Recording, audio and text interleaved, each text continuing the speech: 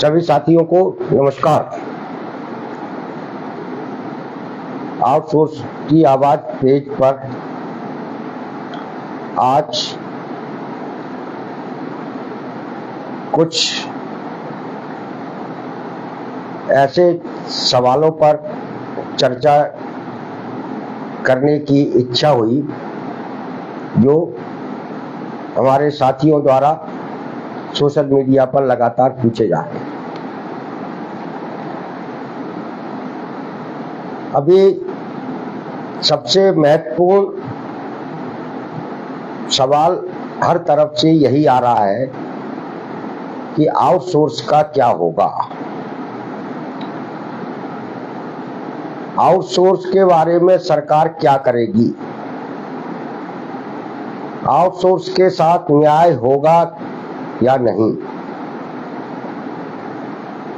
तो साथियों, यह 10-15 साल में मजबूत हुई अन्यायकारी प्रथा है। इसे 1 या 2 दिन के संघर्ष से खत्म करा लेने की गलतफहमी न हमें थी, न हमें है और न आपको होनी चाहिए। हम लोग पिछले 1-1.5 साल के लगातार प्रयास के बाद और हर बार हम एक बात कहते थे कि सबसे पहला काम हमारा है कि हमें पहचान मिले। हम सरकारी दफ्तरों में काम करते हैं, इस बात की स्वीकार्यता सरकार को करनी चाहिए, इस बात को स्वीकार सरकार को करना चाहिए। और यहीं से हमारी लड़ाई शुरू हुई। यह आप सब लोग महसूस भी कर रहे हैं कि आज मध्य प्रदेश के अंदर आउटसोर्स कर्मचारियों के सवाल चर्चा के प्रमुख केंद्र में हैं।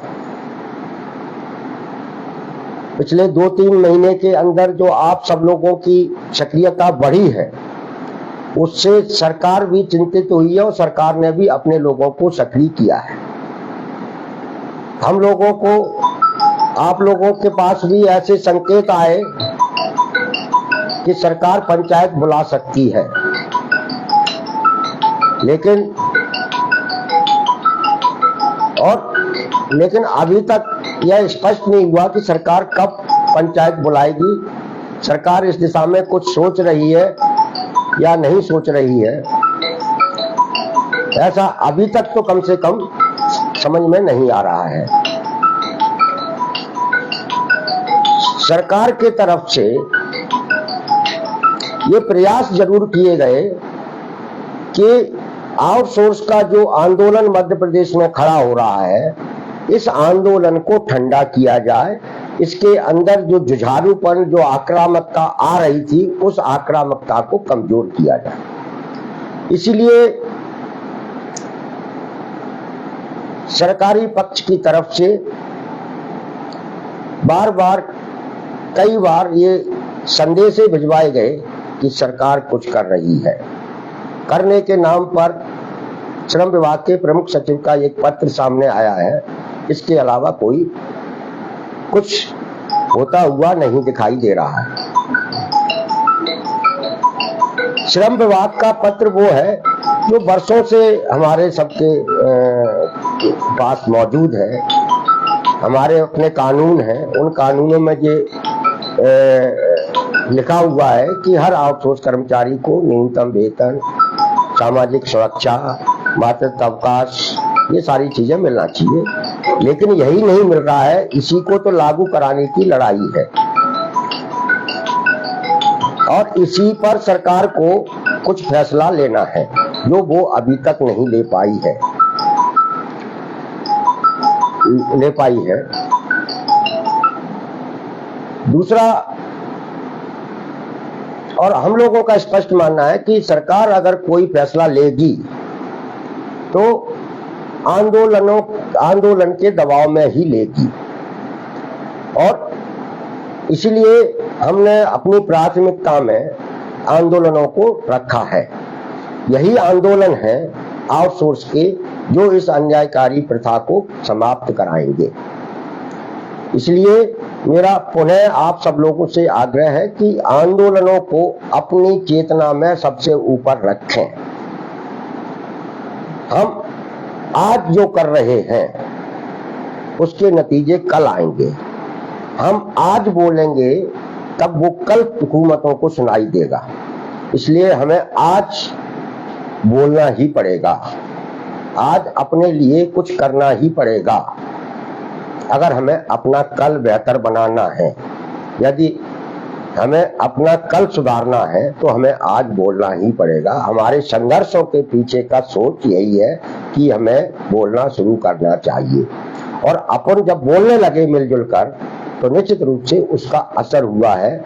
आज आउटसोर्स के बारे में इतना तो लोगों को समझ में आ गया, सरकार को भी समझ में आ गया कि जिस दिन ये ऑल डिपार्टमेंट के आउटसोर्स एक साथ खड़े हो गए भोपाल में, उस दिन सब कुछ बदल जाएगा, और वो सब कुछ बदलने की जिम्मेदारी आपको निभानी है।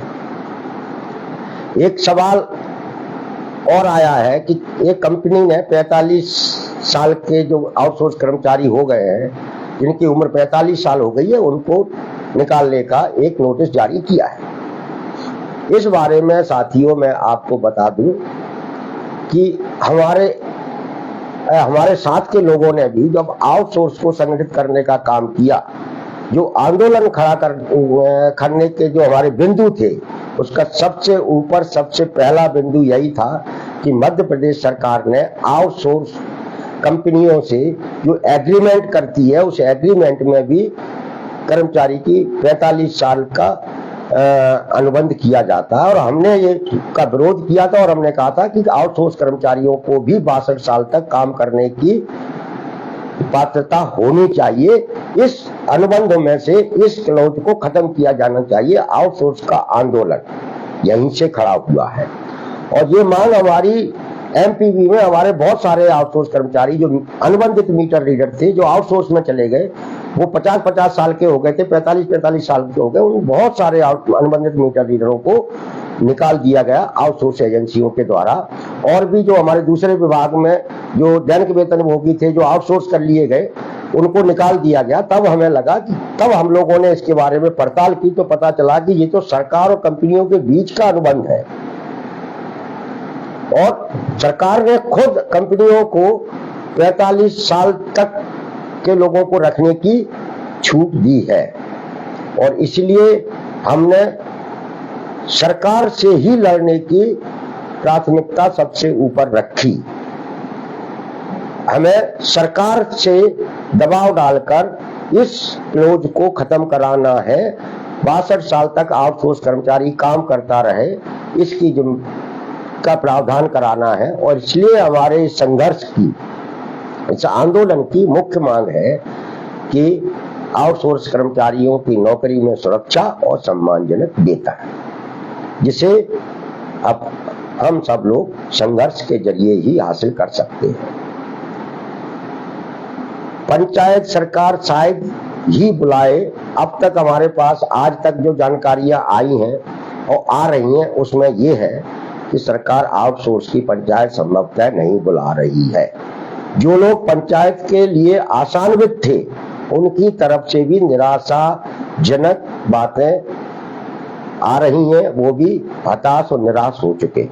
उनसे भी मेरा ये कहना है कि जो ऑल डिपार्टमेंट के साथ आकर ये मौका है, इस मौके का सही उपयोग करें और सरकार को इस अन्यायकारी प्रथा को खत्म करने के लिए मजबूर करें।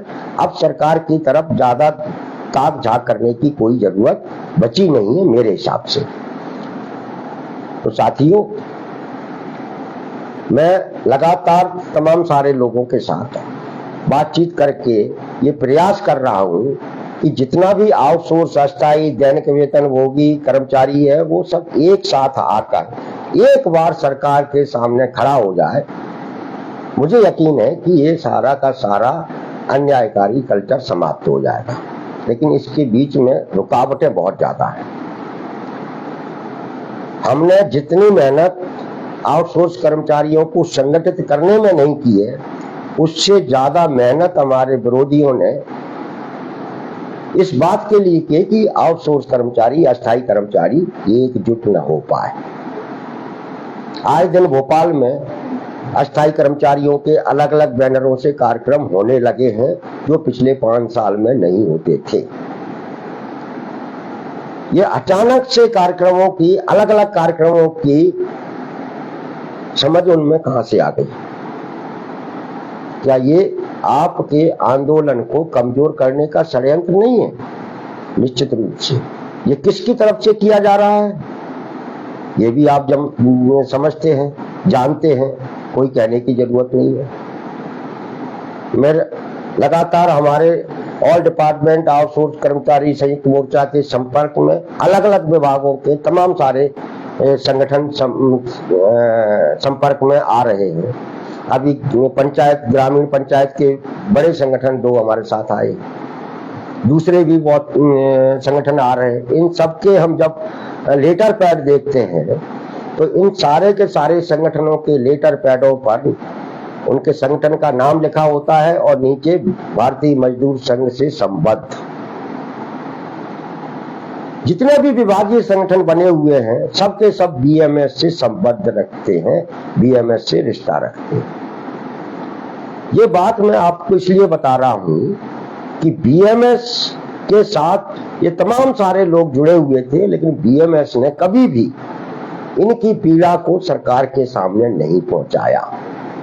जब से ऑल डिपार्टमेंट सक्रिय हुआ तब से बीएमएस को आउटसोर्स की याद आई, अस्थायी कर्मचारियों की याद आई। 18 साल में इन्हें इसकी याद नहीं आई। अचानक ये याद क्यों आई? अभी तो बीएमएस ने चतुर्थ श्रेणी का अलग से प्रकोष्ठ बना दिया है सिर्फ इस बात के लिए कि हमारे साथ जो क्लास 4 जुड़ता चला जा रहा है उसको कैसे हमसे दूर किया जाए। इससे उनको क्या फायदा है? उससे इनको ये फायदा है कि सरकार के खिलाफ, सरकार की नीतियों के खिलाफ जो कर्मचारी मजदूर वर्ग में, खास करके क्लास 4, क्लास 3 के शोषित पीड़ित कर्मचारियों में जो आउटसोर्स अस्थायी दैनिक वेतन हो रही है, उनमें जो एकता बन रही है उस एकता को कमजोर किया जाए, इसके पीछे उनका एक ही फर्क है।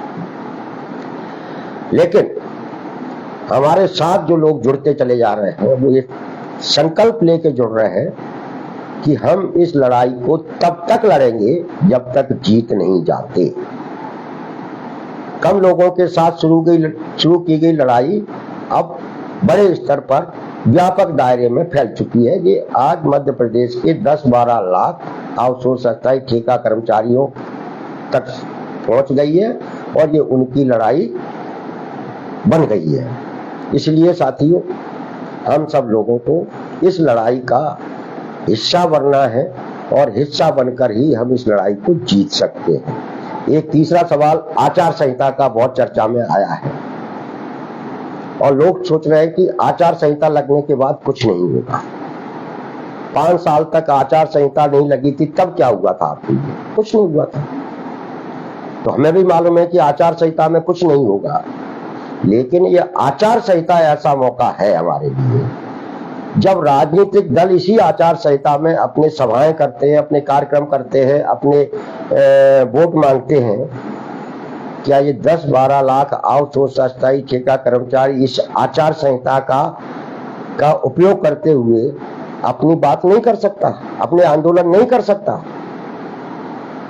बिल्कुल कर सकता है। अगर हम आचार संहिता में भी अपने सवालों को उठाते रहेंगे, राजनीतिक पार्टियों को चेताते रहेंगे, उनके दिमाग में इस बात को पहुंचाते रहेंगे कि ये जो आउटसोर्स कल्चर जो लागू किया है, जो आपने क्लास 4 की सारी नौकरियां खत्म करके ठेके पे दे दी हैं, इससे सामाजिक असमानता बढ़ रही है। निश्चित रूप से राजनीतिक पार्टियों को भी इस चुनावी सभाओं में हमारी तरफ ध्यान देना पड़ेगा।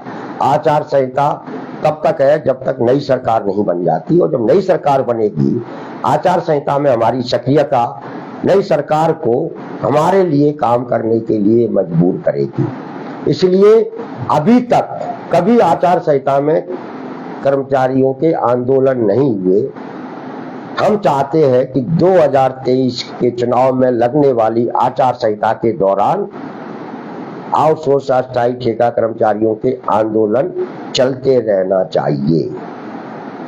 अगर आपने ऐसा कर लिया तो निश्चित रूप से राजनीतिक पार्टियां भी कहेंगी कि ये जो लोग हैं, ये जो आज आचार संहिता में भी घरों से बाहर अपने लिए लड़ रहे हैं, हमें इनके बारे में कुछ करना चाहिए, क्योंकि ये बहुत मजबूत, बहुत ताकतवर लोग हैं जो इस दौर में भी अपनी बात को कह रहे हैं।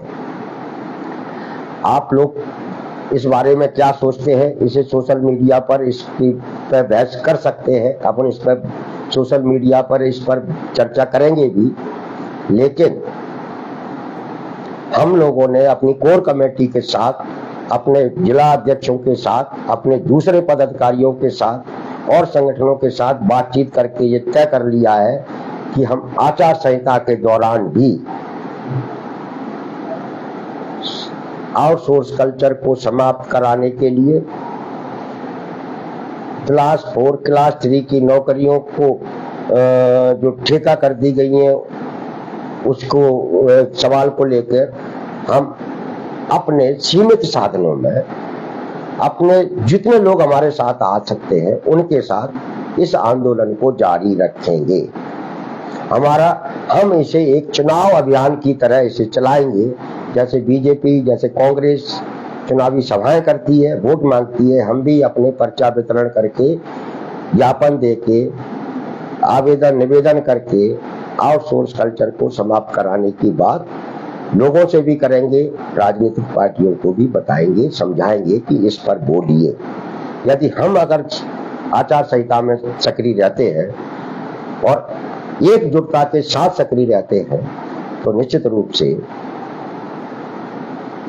कल जिसकी बात हम कर रहे हैं कि आचार संहिता में हम सक्रिय रहेंगे तो उसके बाद बनने वाली सरकार हमारे बारे में पहली फुर्सत में सोचने के लिए मजबूर होगी, कोई काम करने के लिए तैयार होगी। इसलिए मेरा पुनः आपसे यह आग्रह है कि आप